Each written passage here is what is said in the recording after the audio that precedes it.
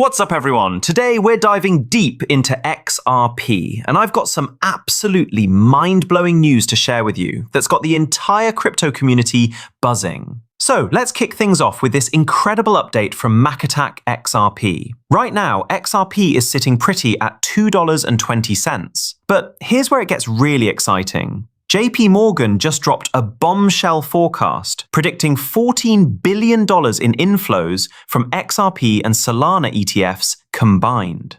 Now, here's the kicker. Remember when they originally estimated 6 to 8 billion? Well, they just more than doubled that number. And between you and me, I think we're going to see even more than 14 billion. Why? Because I genuinely believe XRP ETFs are going to absolutely crush the performance of Bitcoin ETFs. The demand is just insane right now. And get this, we're not even close to done yet. There are still 6 other companies waiting in the wings to launch their own XRP ETFs. It's getting absolutely wild out there. Now, here's something that's really got me excited. For the first time ever, the XRP community is actually talking about scarcity. Can you believe it? For years, we XRP holders have been constantly told that 100 billion XRP is way too much supply. There's too many coins, they said. It'll never be valuable, they claimed. But guess what? The tables have completely turned. People are now starting to realize that 100 billion XRP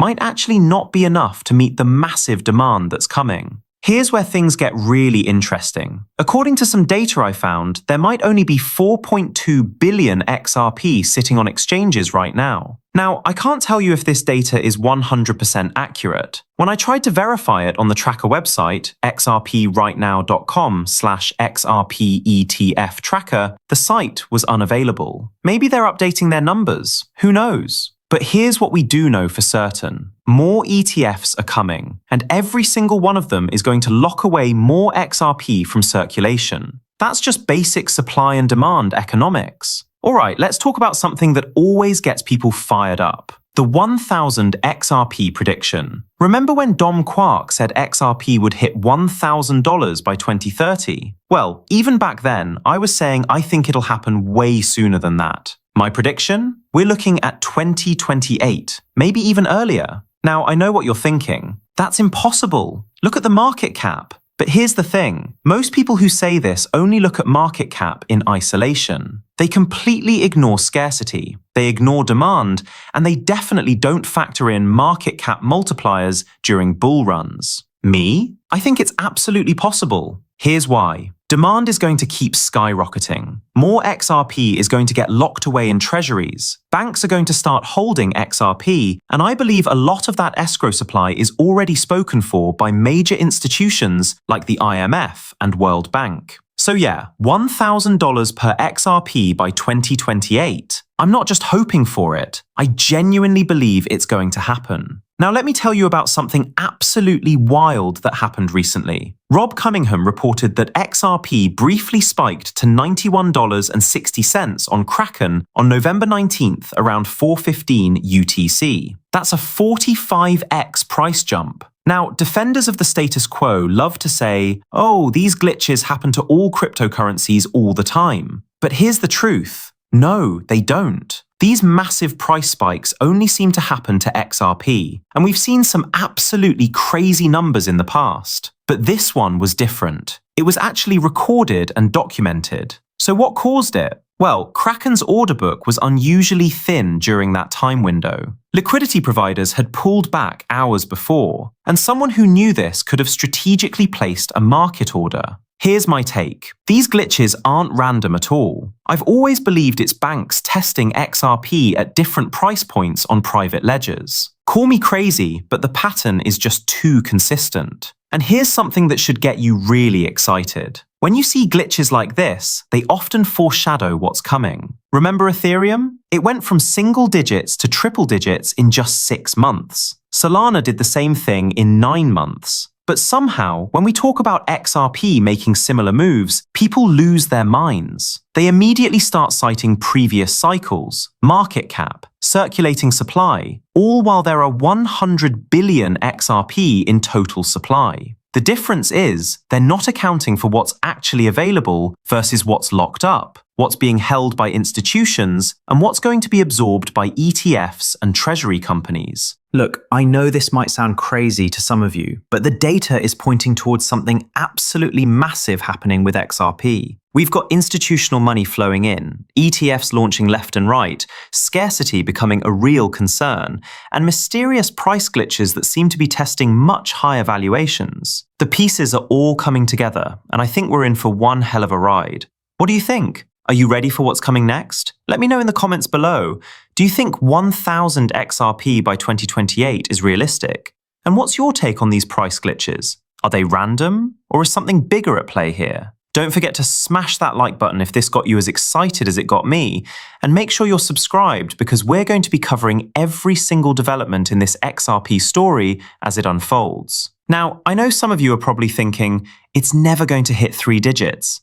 And look, I get the skepticism, I really do. But here's the thing, I still believe it's going to happen way sooner than most people think. If Jake's analysis is correct, we could see this by the end of 2025. Personally, I'm thinking sometime in early 2026. The momentum is just building too fast to ignore. Alright, here's something absolutely massive that just happened. CoinMarketCap officially put XRP and ADA in the ISO 22222 token category. Now, when I shared this a few days ago, people immediately jumped in saying, there's no such thing as an ISO 22022 cryptocurrency. And you know what? Technically, they're right. But here's what they're missing. These cryptocurrencies align with ISO 22022 standards because the networks they run on are ISO compliant. ISO 22022 is essentially a messaging system, and certain cryptocurrencies can be utilized within those ISO messages. Then today, Smoke dropped this bombshell. A 2025 report revealing that institutional investors are quietly accumulating ISO 22022 tokens. We're talking about XRP, ADA, Algo, IOTA, XDC, XLM, QNT, and I think I missed HBAR in there. Here's why this is huge. These tokens are noted to be less resource heavy in terms of energy use and carbon footprint. But more importantly, they can be integrated directly into central bank payment systems. This supports efficient cross-border payments and is literally transforming the traditional financial landscape. The report goes on to say that cryptocurrencies with close links to ISO standards are likely to influence the global financial system and receive greater regulatory support in the future. When institutional money starts quietly accumulating these specific tokens, you better believe there's a reason behind it. This is exactly why I've always called XRP a what-if investment. Even if you don't fully understand XRP, but you've heard people talking about it being utilized within ISO messaging systems, or about it potentially hitting $10,000 per token, why not invest in it anyway? Think about it this way. What if it does hit $10,000? What if ISO adoption has a major impact on XRP's price? Wouldn't you want to be holding it when that happens? That's why I always tell people, even if you don't agree with everything that's happening right now, hold it anyway. These are utility-driven cryptocurrencies that solve real-world problems. Why not be invested in them? This way, you have absolutely no regrets later. Now let me break down something really important that ties this all together. How stablecoins, tokenized deposits, and CBDCs all fit into the bigger picture. I found this brilliant breakdown from Cyprus that I think really puts things in perspective. They categorize digital money by 3 key factors: who issues it, who can use it, and whether it runs on traditional rails or distributed ledger technology. Here's how it breaks down. Public money, retail cash and banknotes. Retail, central bank digital currency, CBDC. Wholesale, central bank reserves, balances at the central bank. Wholesale, CBDC, digital central bank money for settlement. Private money, commercial bank deposits, tokenized deposits, e-money and tokenized e-money, stablecoins. Here's why this matters so much. Every country right now is either going to have their own central bank digital currency or they're going to have a stablecoin solution. Look at the United States. Our president has made it clear we're not going to have a traditional CBDC, but we are going to have a digital dollar stablecoin. The only real difference? Who's issuing it? If Ripple issues it, it's a stablecoin. If the Federal Reserve issues it, it's a CBDC. Same functionality, different issuer. And guess what network is perfectly positioned to handle both scenarios? That's right, XRP Ledger. Can you see how all these pieces are connecting? We've got institutional investors quietly accumulating ISO-compliant tokens. We've got countries choosing between CBDCs and stablecoins. And we've got XRP positioned right in the middle of it all. This isn't just speculation anymore. This is infrastructure being built in real time. And when that infrastructure goes live, the demand for these utility tokens is going to be absolutely insane. So whether you're a believer in the $1,000 XRP prediction, the $10,000 moonshot, or you're just hedging your bets with the what-if strategy, the fundamentals are stronger than they've ever been. What's your take on the ISO 22022 developments? Are you loading up on these utility tokens, or are you still on the sidelines? Let me know in the comments below. And if this breakdown helped connect the dots for you, make sure to hit that like button and subscribe for more deep dives into the future of digital money.